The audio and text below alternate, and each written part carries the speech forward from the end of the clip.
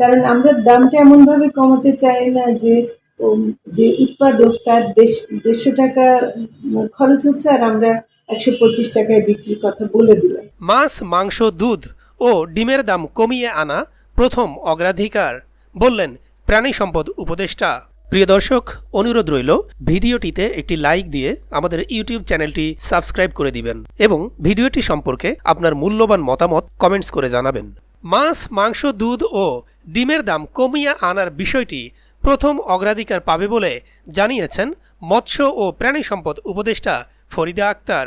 এজন্য উৎপাদন খরচ কমানোর দিকেও নজর দেওয়া হবে বলে জানান তিনি।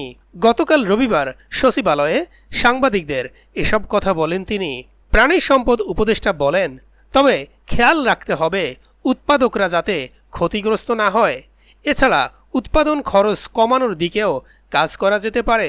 এদিকে মৎস্য ও প্রাণী সম্পদ মন্ত্রণালয়ের উপদেষ্টার সঙ্গে দেখা করে বাজার সিন্ডিকেট ও দ্রব্যমূল্য নিয়ন্ত্রণ, খাদ্য উৎপাদন নিরাপদ রাখা, দুর্নীতিবাজ কর্মকর্তাদের বিরুদ্ধে ব্যবস্থা এবং 10 দিনের মধ্যে কর্মকর্তাদের সম্পদের হিসাব জনসম্মুখে প্রকাশ করার দাবিসহ 15 দফা প্রস্তাবনা দিয়েছে গণ অধিকার পরিষদ। এ বিষয়ে প্রাণী সম্পদ উপদেষ্টা ফরিদা আক্তার বলেন, গণ অধিকার পরিষদের প্রস্তাবনায় আমরা খুশি।